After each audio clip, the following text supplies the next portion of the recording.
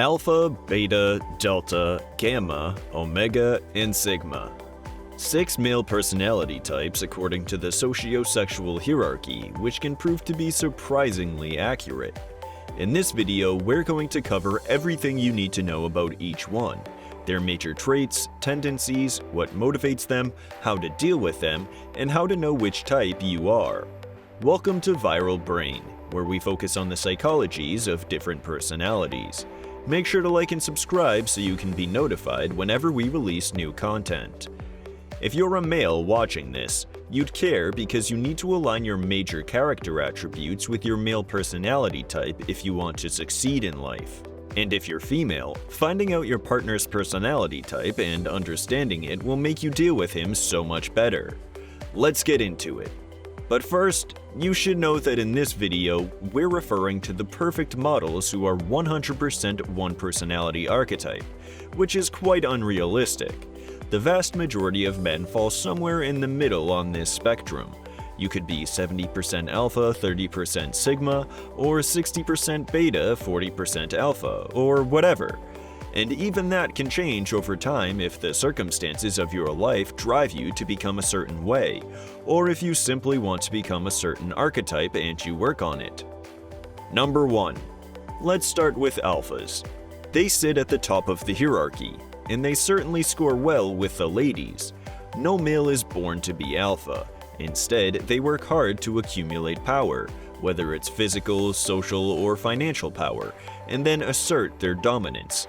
Alphas are aggressive, loud, and opinionated. They want to come across as well-informed and aware. They see ignorance as a weakness. You'll always find them talking about their achievements or trying to steer the conversation to a topic they're competent in. They like to wear expensive clothes, look fresh, and listen to trendy music so they appear cool or on top of everything. Alphas draw their strength from their investment in the social hierarchy. They exert a lot of time and effort gathering followers and supporters, building a tribe. This could be family, friends, a business, or any group of people they can lead. They constantly provide for their tribes and would sacrifice almost anything for them. And they reap the benefit of this in love and support from this tribe. This is the primary defining characteristic of alpha males, their tribe. Think about it, if there's no pack, there's no alpha of the pack. An alpha is way less powerful and dominant if you take away his tribe. Alphas tend to be more extroverted in general. Their worst punishment would be solitary confinement, as they constantly seek the company of people to refill their energy. Their favorite activities are things like sports or social gatherings where they can compete, win, and enjoy the spotlight. They take decisions quickly and stick by them, even if everyone around them says they're wrong.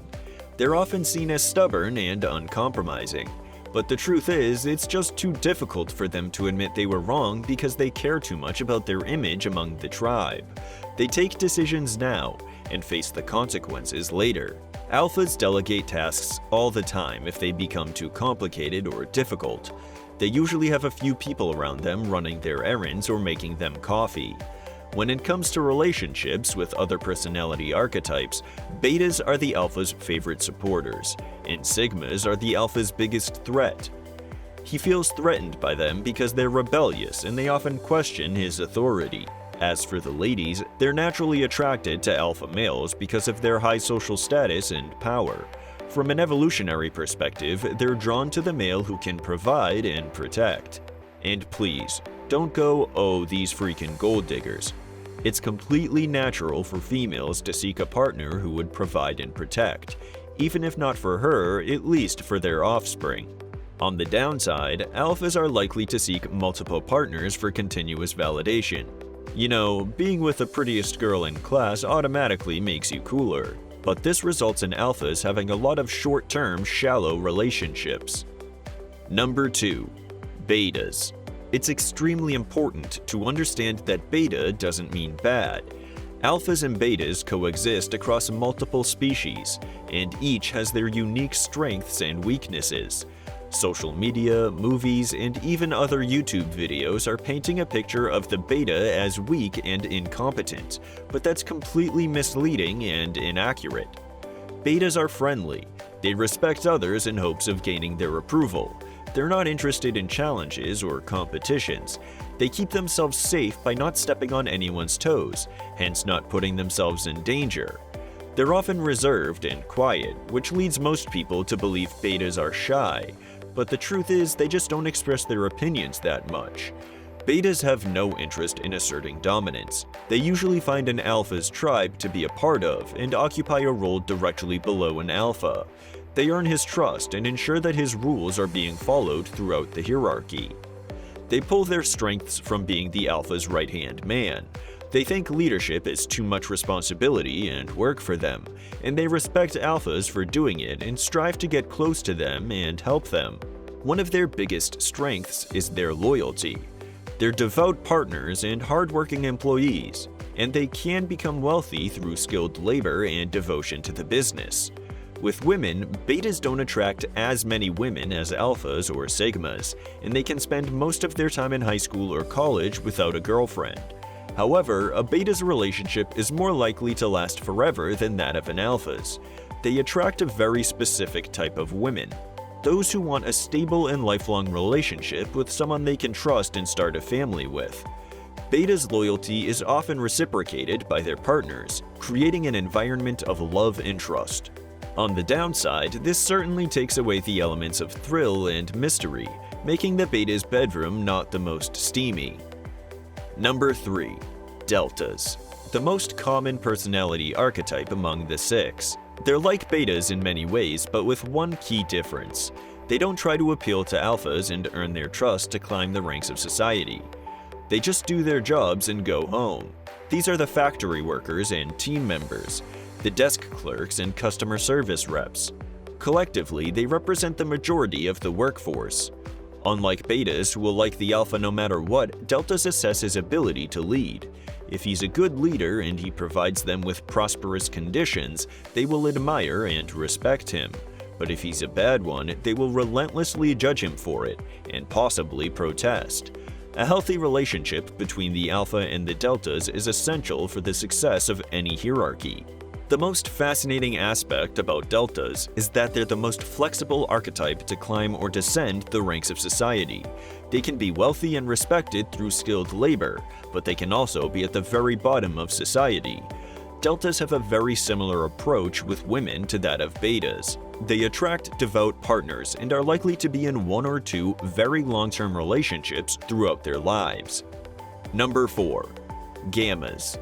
They're characterized by excessive intelligence and obsession over a certain topic, and they put a lot of time and emphasis on their hobbies.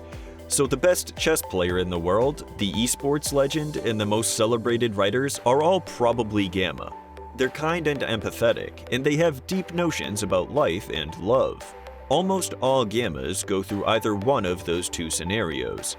They will either embrace their romantic and artistic tendencies and excel at whatever hobby they seem to like, or they will deny their true nature and suffer from delusions of grandeur, believing that they are supposed to be at the top of the hierarchy instead of the alphas, but the hierarchy is too stupid to realize it. This is a rather difficult spiral to come out of, because they're extremely intelligent and they can conjure up evidence to support their delusions. Gammas are the expressive painters, poets, and artists of society, and they can be admired and respected for this. But they can also be at the very bottom of the hierarchy, becoming resentful towards leaders and followers alike, and being a negative and almost intolerable character. As for their approach to the other gender, they believe that the depth and sincerity of their love should be enough for women to be attracted to them. However, they end up putting the ladies on a pedestal and coming across as too easy. They attract females who are highly emotional and romantic, and who don't care that much about social status as long as their partners are providing them with oceans of love and attention. Number 5. Omegas. The social rejects. They're the awkward guys who neither like or are liked by society. They're socially inept, and they find it impossible to fit in or be liked by almost any group of people. They're the hippies and outcasts who live far and away from people, creating little communities with weird habits and values, and they struggle to fit even with themselves. However, Omegas can also be some of the most dangerous men. Some Omegas get so frustrated with society that they don't only decide to abandon it, but also take out this frustration on it, committing acts of vandalism or even crime. Unfortunately, Omegas don't score that well with the ladies either. They come across as awkward and off-putting, and the vast majority of women wouldn't like to associate with them in any way. If you feel like an Omega, don't worry. You've probably had a tough childhood or neglecting parents. It's not your fault. And like I said at the beginning of the video, people change archetypes all the time if they're simply willing to make the effort. First, you need to abandon the false belief that you have no hope in life, and start learning things and gaining wisdom. Find areas you can acquire leverage with, like improving physical appearance by dieting and exercising, or accumulating wealth through hard and smart work. Number 6. Sigmas, the lone wolves. Sigmas occupy a top spot in the socio-sexual hierarchy, right next to alphas, but they're outside the hierarchy by their own choice. They go against the herd and make their own paths. This is because they deliberately teach themselves that societal norms are there to be broken, so they place no value at all on external validation, and instead all their decisions come from within, and all their actions align with their goals, regardless of what anyone thinks. For example, you may find that the vast majority of male college dropouts are the Sigma personality type.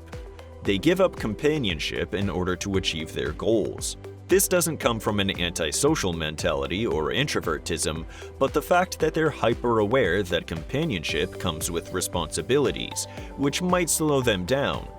Their ideal life would be to travel the world and exercise their freedom without being tied to a relationship or society altogether.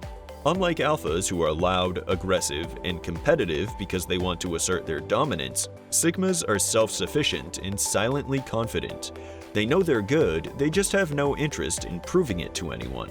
For those reasons, Sigmas are extremely attractive to females. They give off mysterious and unattainable vibes which drive the ladies crazy, and they're often smart and successful, making them irresistible to most women. Also, because of the fact that Sigma males will leave if they lose interest as they don't mind being alone, women always try to keep it interesting for them by suggesting new and bold things in bed, making the Sigma male's bedroom the most active and steamy one out of all the 6 types. Thanks for watching!